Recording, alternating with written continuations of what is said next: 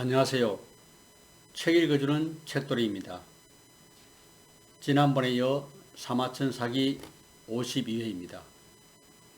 이에 병원군은 그렇다오라고 대답했다. 그러자 공손영이 차근차근 말했다. 그것은 당치도 않은 일입니다. 대왕께서 공자를 조나라 재상에 임명하신 것은 공자의 지혜와 재주가 조나라에서 가장 뛰어나기 때문이 아닙니다. 또 넓은 영지를 공자에게 제공한 것은 공자께서만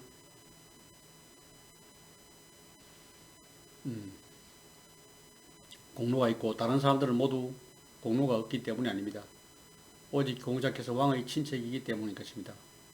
공자께서는 또 재상의 벼슬을 받고서도 재주가 없다고 사용하지 않았으면 영지를 받을 때도 공직이 없다고 말하지 않았습니다. 공자께서 스스로 왕의 친척이라고 생각하기 때문입니다. 그런데 지금 신령군이 한단을 도운 것이 스스로의 공직에 해서 영지를 받는다는 것은 이전에 친척이라는 신분으로서 영지를 받아놓고 이제는 일반인처럼 다시 공직을 따져서 영지를 더 받으려는 결과가 되니 이는 매우 부당한 일입니다. 지금 우경은 양다리를 걸치고 있는 것입니다. 일이 성공하면 그것을 이루어 보상을 얻으려는 것이며 일이 여의치 못할 경우에도 공자를 위하여 봉업을 신청했다는 허명으로서 공자께 생색을 내려는 것입니다. 우경의 말을 받아들여서는 절대로 안됩니다. 평군은 마침내 우경의 말을 받아들이지 않았다. 평군은 조나라 효송왕 15년에 세상을 떠났다. 평군의 자손들이 거의 봉적을 계승하였는데 그 후 후사는 조나라 멸망과 함께 단절되었다. 30. 춘신군 열전. 시작을 잘하지 못하는 사람은 없지만 끝맺음을 잘하는 사람은 드물다. 시작을 잘하지 못하는 사람은 없지만 끝맺음을 잘하는 사람은 드물다. 춘신군은 초나라 사람으로서 이름은 허리요 성은 황씨다. 그는 세상을 돌아다니며 많은 것을 배워 지식이 박하가있으며 초나라의 경량왕을 모셨다. 경량왕은 황홀이 변론을 잘한다고 생각하여 그를 진나라의 사신으로 보냈다. 당시 진나라는 이미 백기를 파견하여 한나라와 위나라 연합군을 공격하도록 하여 화양에서 그들을 패퇴시키고 위나라 장군 망묘를 포로로 잡았다. 이에 한나라와 위나라는 진나라에 굴복하여 상국을 모시게 되었고 진나라는 백기를 파견하여 한나라와 위나라와 함께 진공하여 초나라를 공격하고자 했다. 백기의 군사들이 아직 출병하지 않았을 때 초나라 왕은 황허를 진나라에 파견하여 진나라의 이 계획을 듣게 되었다. 이때 진나라는 이미 초나라의 많은 영토를 점령하여 무와 금정지방 등을 빼앗고 이어 응과 영지방을 함락시켰으며 동쪽으로는 경릉까지 제압하여 초나라 경량왕은 동쪽으로 피신하여 진현으로 옮겨갈 수밖에 없는 상태였다. 황홀은 일찍이 초회왕이 진나라의 유인책에 빠져 진나라를 방문했다가 결국 속아서 억류되었다가 죽은 것을 보았다. 경량왕은 회왕의 아들로서 진나라를 그를 근본적으로 무시하여 한번 출병하면 단숨에 초나라를 멸망시킬 것이라고 생각했다. 황홀은 진나라 수왕에게 편지를 보냈다. 지금 천하에서 진나라와 초나라보다 강한 나라는 없습니다.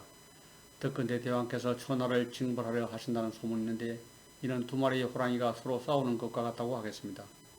두 마리의 호랑이가 싸울 때는 비록 힘없는 개라도 이계를 틈타 이득을 볼 수 있게 되오니 초나라와 친교를 맺는 것이 더 나은 일이라 하겠습니다.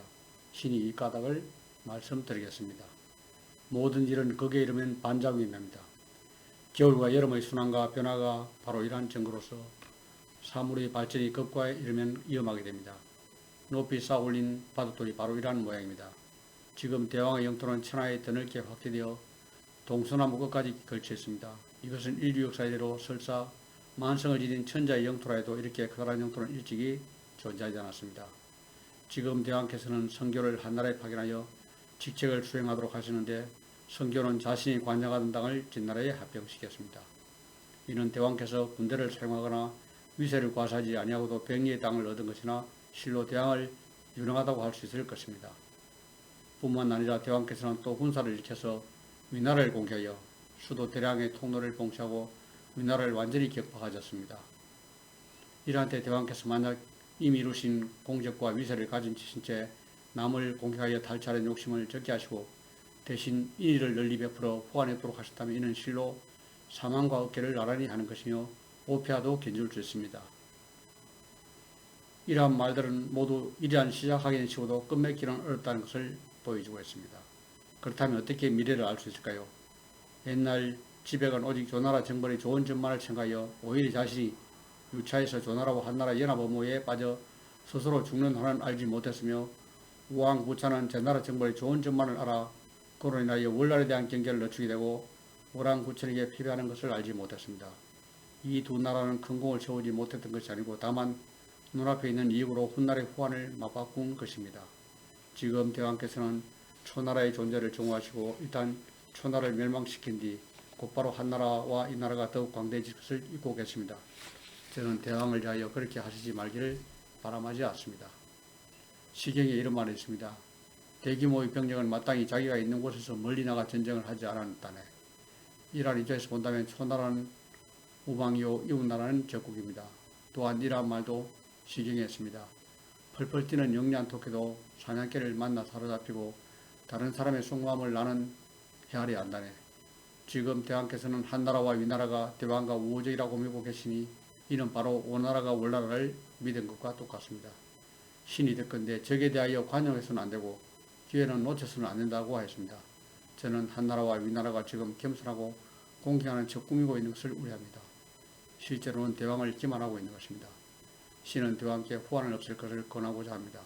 대왕께서는 한나라와 위나라에 대하여 오랜 세월에 걸쳐 베푼 덕은 없고 오랜 세월에 걸쳐 쌓은 원망만 있습니다. 한나라와 위나라의 백성들이 진나라 때문에 계속하여 피해를 당하고 있는 것이 이미 10대째가 될 것입니다. 그들의 나라는 피폐하게 되고 사직은 기울어졌으며 종묘는 허물어졌습니다. 또한 그들은 칼에 배가 찔려 창자가 끊어졌고 목은 잘렸으며 머리와 몸은 분리된 채 진풀에 해골이 나들이고 두개골은 거꾸로 처박혀 시체들이 황야에 가득합니다. 그러한 가득에 한나라와 위나라가 망하지 않은 것은 진나라의 우왕거리입니다.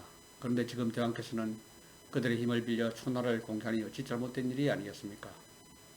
그리고 대왕께서 초나라를 공개할 때 한이, 조이, 제4 나라에서는 반드시 군대를 일으켜서 대왕에게 대항할 것입니다. 진나라와 초나라가 전쟁을 하는 동안 반드시 위나라가 출병하여 공개할 것이고 그렇기 때문에 옛 송나라의 땅을 모두 차지하게 될 것입니다. 광대한 땅을 소유하고 있는 많은 백성을 가지고 있으면서 강력한 군대를 보유하고 있는 상황에서 초나라를 공개하여 초나라의 적개심을 초래하는 것은 곧바로 한과 위 양국이 제왕의 칭호를 제나라에게 주는 결과이므로 이는 대왕의 실체이라 하겠습니다. 신이 대왕을 위하여 깊이 생각해 보건대 초나라와 설린 우호를 맺는 것이 가장 좋습니다. 그리하여 대왕께서 일단 초나라와 설린 관계를 맺음으로써 진나라의 영향권에 들어오는 한과 위는 제나라의 영토를 노리게 될 것이니 제나라의 오른쪽 땅을 손해내는 것은 매우 쉬운 일이 됩니다. 황홀의 글을 읽어본 수왕은 참으로 좋은 글이로다 라고 칭찬하며 백기에게 공격을 멈추지 않은 한편 한나라와 위나라에 사과했다. 그리고 사신으로 하여금 초나라에 많은 선물을 하고 동맹을 맺었다. 죽고자 하는 자는 사는 법이다. 황홀은 맹약을 맺은 뒤 초나라로 들어왔다. 초나라는 황홀과 태자, 완을 진나라에 인질로 보냈다. 진나라는 이들을 여러 해 동안 억류하였다. 그 뒤 초나라의 경영하기 병이 되는데도 태자는 기국을 할 수가 없었다. 그런데 태자는 진나라 상국인 범죄와 매우 친하게 지내는 사이였는데 이 사실을 알고 있는 황홀이 범죄를 찾아가 말했다. 상국께서는 정말 태자와 친하십니까? 이에 범죄가 그렇소라고 대답하자 황홀은 지금 초나라 왕의 병은 아마도 호전될 수 없을 듯하니 진나라는 태자를 기국시키는 것이 가장 좋습니다. 태자가 초나라의 왕이 오르게 된다면 그는 특별히 진나라를 공경스럽게 대할 것이며 상국에 대해서도 무관 은혜를 베풀 것입니다. 이것은 동맹과 친교를 두텁게 하는 것이며 동시에 한 명의 대국의 왕을 심어놓은 일입니다. 그러나 만일 태자가 기국하지 못한다면 그는 다만 함양에 사는 평범한 선비에 불과할 뿐이니 초나라는 다른 태자를 태우고 진나라를 섬기지 않을 것이 분명합니다. 동맹국을 잃어버리고 진나라와 한 대국의 왕사의 우위를 단절하는 결과이니 이는 상책이 아닙니다. 그러니 상국께서 이를 깊이 생각하여 보시기 바랍니다. 범죄는 황홀의 뜻을 진나라의 왕에게 말했다. 그러자 왕은 태자의 보좌관을 먼저 초나라에 보내어 왕의 병이 어떤 상태인가를 알아보고 그가 돌아온 뒤에 어떻게 할 것인가를 생각하도록 합시다. 이에 황홀은 태자에게 계책을 말했다. 진나라가 태자를 붙잡아 두는 까닭에 그들에게 이익이 되는 것을 구하기 때문입니다. 그런데 지금 태자께서는 그들을 이렇게 할 만한 힘이 없습니다. 이것이 제가 몹시 벅차는 일입니다.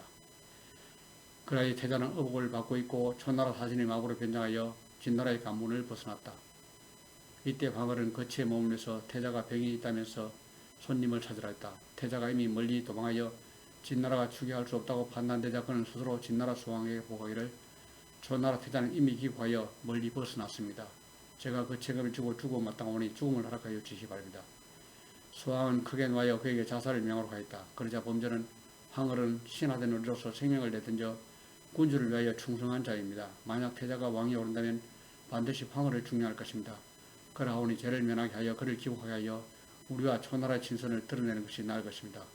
수왕은 범죄의 의견을 받아들여 황홀을 기국시켰다.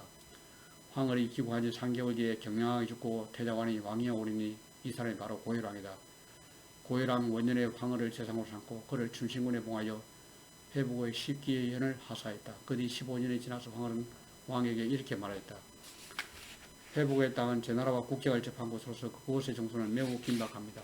그러므로 그것을 군으로 만들어 다스리는 것이 적당한 것입니다. 그리고는 회부고 12연을 헌납하고 자신을 강등에 봉해주기를 청하였다. 고혈왕이 이를 허락하였다. 춘신군은 그 오나라의 옛 고도의 성을 쌓고 자신의 도읍으로 만들었다. 춘신군 재상의 자리에 오르다. 춘신군이 초나라의 재상이 되었을 무렵 전국 사공사라여 제나라에는 명상군이 있었고 조나라에는 평군이 있었다. 그리고 위나라에는 신룡군이 있어서 앞을 다투어 선비들을 여호와의 빈격을 모았고 서로 현사정탈에 나섰으며 군왕을 보좌하여 국정을 장악하였다. 춘신군이 초나라의 재상이 되지 4년 후에 진나라는 장평에서 조나라 군사 40만을 격파했고 이듬해에는 조나라의 한단을 보유하였다. 이때 조나라가 초나라 구원을 요청하였으므로 초나라는 춘신군을 파견하여 군사를 이끌고 와서 구원하게 하였는데 마침 진나라 군대가 물러났기 때문에 춘신군도 기구하였다. 춘신군은 재상이 된 지 8년 만에 북부를 단행하여 노나라를 멸망시켰다. 이때 초나라는 다시 강성해졌다. 춘신군이 재상이 된 지 14년이 됐을 때 진나라의 장량왕이 왕위에 오르고 여부리를 재상으로 삼았다. 진나라는 동주를 점령하였다.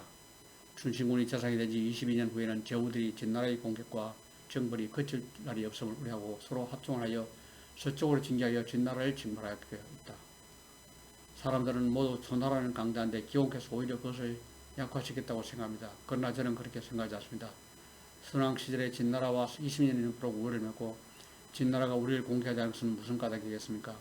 진나라가 요새를 넘어서 공격하는 것이 사실상 불가능하며 만약 동주와 서지에서 길을 빌려서 한과 이를 배후에 남겨두고 초나라를 공격한다는 것 역시 불가능한 까닭이었습니다. 그런데 지금은 사정이 다릅니다. 위나라는 곧 멸망할 처지므로 허와 얼렁 땅을 할애할 수밖에 없을 것입니다. 그렇게 되면 진나라 군대는 초나라 수도인 진에서 불과 160리 밖에 주둔하게 될 것입니다. 따라서 진나라와 초나라는 앞으로 갈수록 빈번하게 전쟁을 하게 될 것입니다. 춘신군은 이 말을 옳다고 여기에 왕에게 말하자 초나라는 진에서 수춘으로 수도를 옮겼다. 초나라의 고혈왕은 아들을 낳지 못하는 사람이었다. 춘신군은 이를 걱정하여 수차에 걸쳐 아들을 낳을 만한 부인을 구하여 왕에게 바쳤으나 끝내 아들을 낳는 데 실패했다. 그때 조나라 사람인 이원인 우이동생을 데려가서 왕에게 바치려고 했다.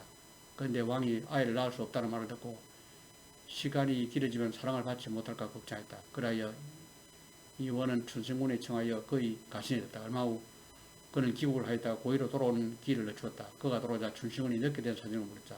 그러자 이원은 이렇게 대답하였다. 제 나라 왕이 사자를 보내어 신의 누이동생에게 구원하여 그 사자와 술을 마시느라 좀 늦게 됐습니다. 이에 춘신군이 물었다. 정원 선물을 받았는가? 그러자 이원은 없습니다. 라고 대답하였다. 춘신군이 누이를 볼 수 있겠느냐라고 묻자 그러죠 하고 곧 그의 누이동생을 가졌다. 그의 누이동생은 곧 춘신군의 사랑을 받았다. 이원은 누이동생이 임신한 사실을 알고 누이동생과 결약을 쳤다. 이원의 누이동생은 한가한 틈을 타서 춘신군에게 말하였다. 지금 왕이 당신을 대우하고 사랑하는 정도는 형제라 하더라도 그렇게 깊지 못할 것입니다. 지금 당신께서 재상이 된 지 20년이 흘렀습니다만 왕께서는 아들이 없습니다. 그래서 왕께서 돌아가시고 난 뒤에는 다른 형제들 중에 왕을 채울 것입니다. 춘신군이 이 말에 일리가 있다고 여기고 곧 이원의 누이동생을 자기 집에서 내보내 한 숙소에 머무한 뒤 왕에게 그녀를 바치겠다고 말하였다. 왕은 그녀를 불러들여서 잠자리를 같이 하는데 마침 아들을 낳았다. 그리고는 그 아들을 태자로 삼고 이원의 누이동생을 왕으로 삼았다. 또한 왕은 이원을 중용하여 이원의 권력을 장악하였다. 이것으로 글 읽기를 마치겠습니다.